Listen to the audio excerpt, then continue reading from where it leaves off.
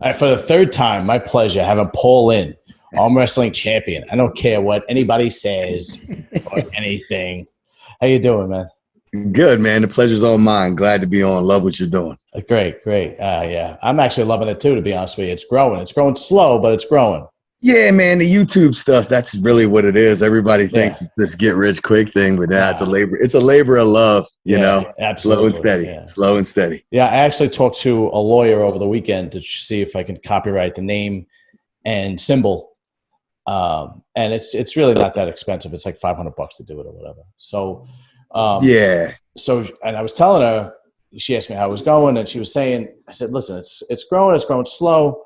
I'm up to 2,000 subscribers, but it every day is going up. And she said that's actually, from her experience, that's the better way that it happens because the fans that actually are joining are loyal.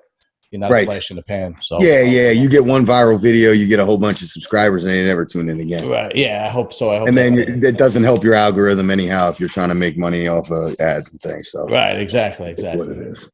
So, we were talking before, and football season's over for you, huh? Yeah. Back into the off-season grind. So, if when our season ends, we start the weight room program up that following Monday. So we're right back at it. So it's one of those things where you never want the season to be over, unless you go out with a W, which only happens once in a while. There's only a few teams that get to experience that in a season. But now it's nice to be back to the grind, Of course, yeah. Back into my home away from home. So let's kill the elephant in the room and talk about John Brzenk. Sure. And first of all, I was like really fucking rooting for you. That night, I have a Halloween party every year, and it happened to fall on the night that you were pulling a John Brzenk, but I snuck away, and I kept looking at my phone because I think Travis had it on his YouTube channel. Yeah, we had it on. I had it on mine. Travis had it on his. It was on a couple people's. Yeah. And I was rooting for you because, like, I was rooting for you at the beginning, but I was rooting for you even harder this time because, like, a couple of weeks before that, I saw that John Brzenk had signed to arm wrestle Devin Larratt. Yeah. And internally, I'm saying to myself, this motherfucker, he's not even thinking about. And I'm like, oh no. And then I asked a couple of people, is that disrespectful? And I asked Todd Hutchings and I asked Robin Chandler, and they said, no, you kind of gotta take it when it comes because not much money in arm wrestling. So, that's a big money opportunity for John. Right. So with more money attached to it, depending on how it goes. Yeah. So I'm taking it as like, I got a fight coming up, but you know what? I'm gonna schedule another fight after. What? And I was like, well, the interesting part of that is like Travis scheduled that match between John and I, and then afterwards John took another match in between our match. That's right. With Dimitri Kachin. So I think his approach to his comeback is to just do as much as he possibly can. Okay. John's not a gym guy. He doesn't believe in working out in the gym. He just trains on the table. So for him, get matches, get experience, get the rust off, get all the table rust, be ready for the big ones. Right.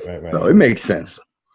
So I was really, really hoping you would tear his arm off, but you almost did at the beginning. So at the beginning, I was like, yeah, and then I was like, fuck. So what was it like? I mean, like you get the opportunity, like I said, you get to play a one-on-one game with Michael Jordan or go one round with Mike Tyson. You go ahead and do it. Yeah. I mean, it lived up for sure. The guy has an amazing static pressure that's just unrelenting. His pronator, his rotational strength is something different, and his static back pressure, the inability to bring his arm away from his shoulder is something different also. Really? I mean, I don't feel like I was outclassed. I think I made him arm wrestle, which is a win for me. I mean, I've never been congratulated so much for losing anything in my life. The match was over and they're like, oh my gosh. Everybody's like, you did so good. And I'm like, I lost, bro. What are you talking about? But so all things considered, I was in the best shape that I could have been coming into that. I got as big as I could get, and I got as strong as I could get. I was as healthy as I could ask to be. Mm-hmm. So, he's on that upward trajectory too. Like the guy that I arm wrestled is not going to be the same guy that Devin arm wrestles. I see what you're And then, saying. he's not the guy who came back and arm wrestled Chance Shaw and then arm wrestled Dimitri. It was a different guy every time. I see. So, now that that's over, what are your future plans? Heal this elbow up. Okay. You got Heal this elbow nothing in the up. works yet? Nah, I'm heading up to New York for James tournament. Probably just gonna work that one. Okay. Yeah, I might throw my left in there. We'll see. I don't know. My right's still really tender, and it's not ready for competition yet. So was that from the John Brzenk match? Oh yeah. I redlined everything into my pronation, into my elbow. So I mean, I'm right back there in that really tender tendonitis, like can't do certain things in the gym stuff. Oh, that's so nice. I'm gonna it might get some PRP. I've had it before this way, where to the point where it's debilitating, and that platelet rich plasma stuff has been a miracle, like as far as how quick it heals it. So I'll probably go that route and get it healthy. I don't have anything lined up right now. It's weird. There's opportunities for sure. I'm talking to a bunch of people, but you come off a match like that, you start seeing regular matches and going, Right. Sure. No, absolutely. Absolutely. So now, when you were on the table with John, were people, did anybody actually counsel you as to what to expect? Oh, I mean, I talked to a million people in preparation. Yeah. It might have been like too much information in an aspect of I had my 2 to 3 options I wanted to try, which I did. I expired. I didn't get out arm wrestled in the setup. He let me get where I needed to be. I didn't have to work really hard or do anything outlandish to get what I needed. And I think after talking to John after the match, he said some encouraging things. He said that I beat him on the go all 3 matches. That there was none of those positions were where he wanted to be. So I was happy with my static center of the table, my ability to get where I needed to get. I just didn't have enough. I didn't have enough finger containment to be able to match his constant rotational pressure. Okay. I came away with several pieces that I need to improve on to get to that level. Well, that's definitely that's definitely a good thing. If you don't win, you learn. You don't learn anything from winning. It's the biggest thing in this sport. You're not going to be undefeated. It's just not possible. John himself has lost hundreds of matches. Yeah, of course. That's your road to getting better. If you're winning all the time, you're probably gonna plateau. So it's good to have matches like that where it's a different level of a dude, and you can learn something. Now, was it unexpected? Were you shocked? No. I mean, honestly, listen, I trained as hard as I could. I came in there with, visualizing success and everything like that. But reality is going to say that I shouldn't really have even made him arm wrestle that much. So in hindsight and retrospect, after reflecting on the match as where I'm at in my career, where John's at in his career, where he's going to go back to, you know what I mean? To be able to make him arm wrestle, and he actually sustained a little bit of a partial tear in his bicep in that match. Really? Which I was surprised. I'm like, man, did I I didn't I didn't know I had him working to the point where he strained something or sprained something, to the point where he had bruising. And I talked to him afterwards, and I'm like, oh, dear Lord, please don't let this mess up your match with Devin where you're actually making money. You know what I mean? But he's on the road back to being healthy now, so he should be good to go. Well, it makes me feel a little better. Once he comes on my podcast, then it's a whole different ballgame, right? Right. Then I'm going to be praising him. Yeah, then you get an actual world champion on there, number 1 or something. Until then, how much did he weigh, and how much did you weigh when you guys pulled? I mean, the weight was 225 for you. The catch weight was 225. Okay. We weigh. He wanted to weigh in a couple of days early. I think he got down to 227. I weighed 224. I made the weight, and we just accepted it as what it was. I don't know what he weighed the day of. I'm assuming probably 235. I probably weighed about 228. Right. Right around there. So I can only get so big without feeling I was feeling shitty. in preparation to that. Like I'm eating like carbs and stuff that I don't eat normally. I know exactly what you're talking about. I'm a low carb guy. And when you're chasing gains really quickly, like being short of breath, going up and like carrying groceries, Mo was like, what's wrong with you? Yeah. Why are you out of breath right now? Yeah. I know exactly what you're talking about because I used to try to do that for bodybuilding and eat. And you get to the point where you're just so sick of eating. It's like, ugh. Right. Yeah. And you feel tired and you feel like weird, inflammation kicks up. Right. I feel like I felt, not where I want to be. My body wants to be 215, no more than really 220. That's where I'm back to. So that's where I must stay. All right, good. So now John's going up against Devin, right? Mm-hmm. But Devin's a big dude. Isn't that a mismatch?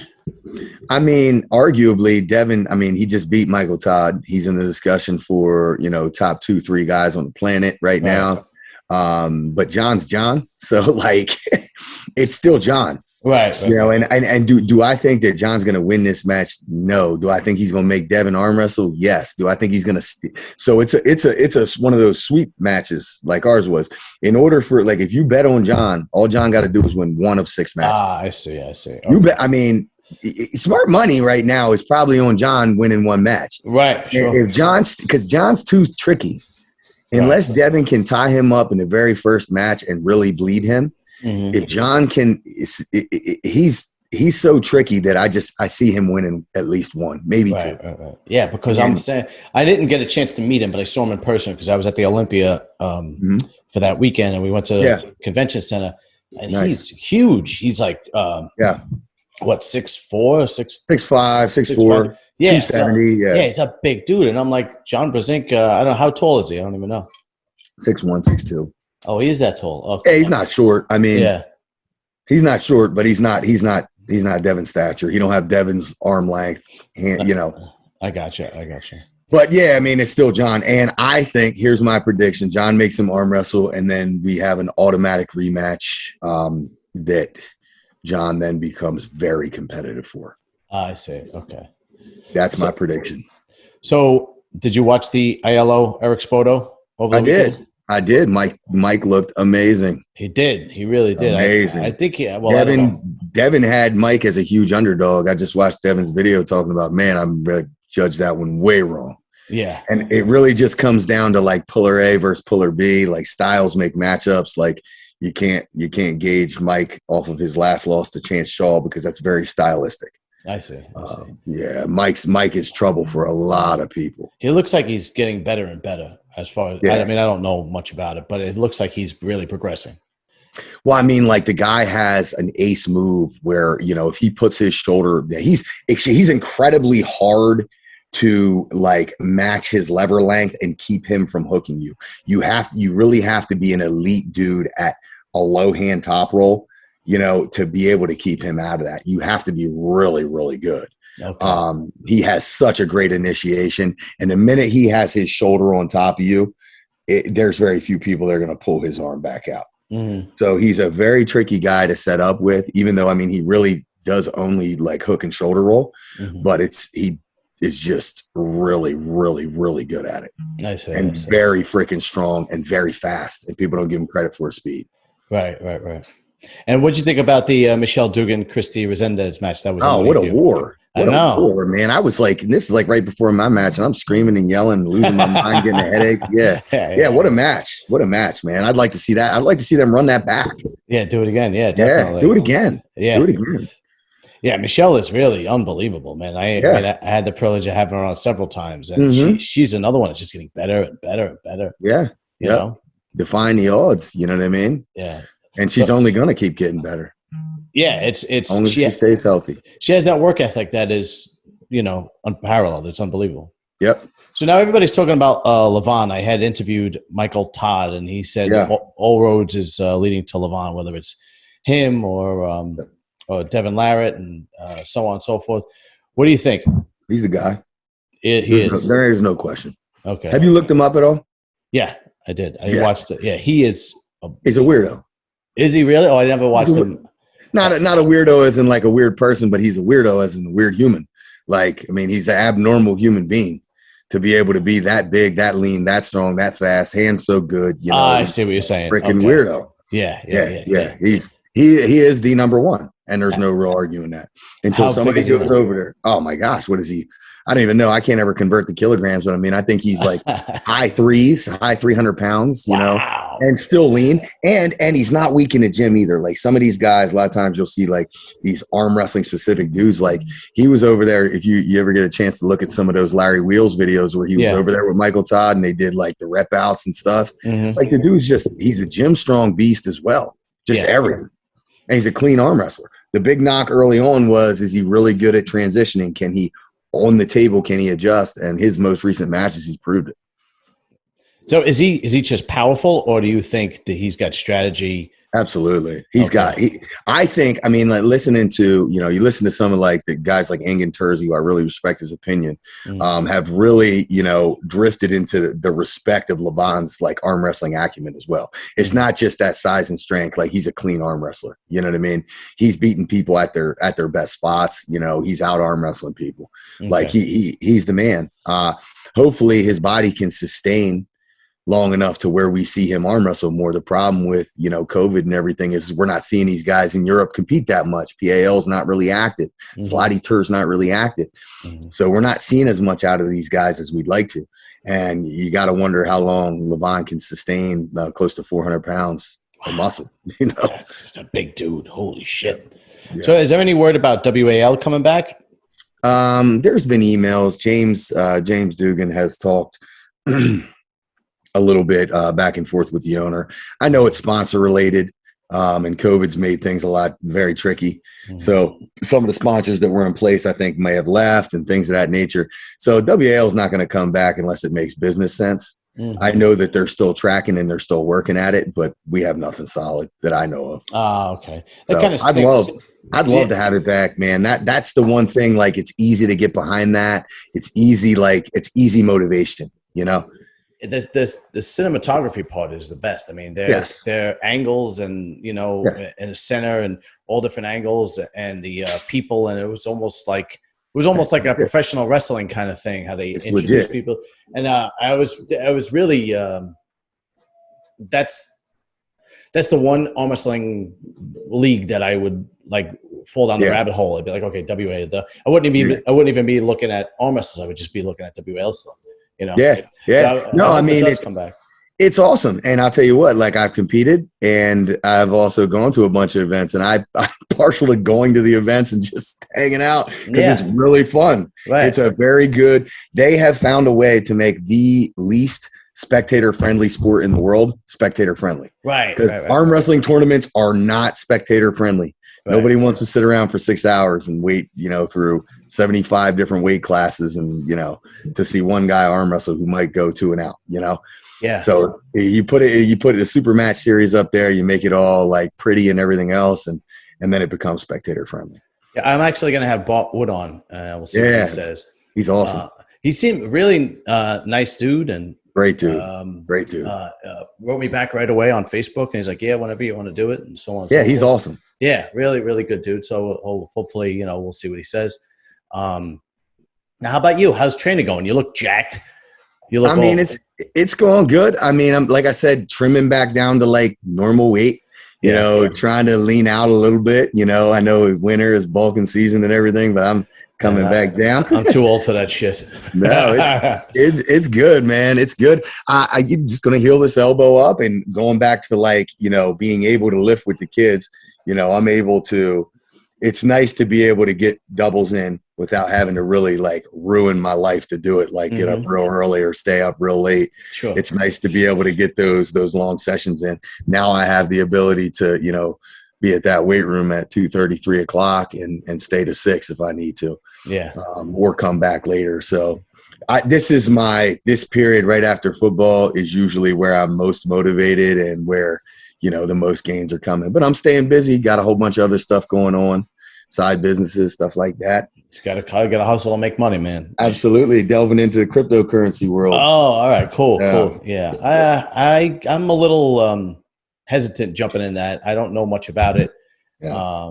And I don't have my finger on the pulse. I mean, I have 401ks and 457s and so on and so forth. But where it's something like that, where you need to, I'm never I'm always hesitant to like buy individual stocks or cryptos or anything like that. Well, that's exactly what it is. It's buying individual stocks, but it's even more volatile. Oh God, yeah. I would really have to, yeah. Yeah, we're digging into the mining aspect where you're actually mining and essentially producing the coin. So it's a little bit more hedged. But yeah, it's been really interesting. That's actually taken off. It's been pretty popular in our arm wrestling community. We've had a bunch of people kind of join in and be interested in purchases, and it's been pretty cool. All right, very cool, very cool. Just to let you know, I actually went to the High Five Arm Wrestling Club. I took some footage, and I put it up here. And I was just there. The guy Jason who runs it, he was a really nice guy. He let me, stay as long as I want, take footage, and I made like a montage. And then I just messaged him now, and I said, "How do you feel about teaching a newbie?"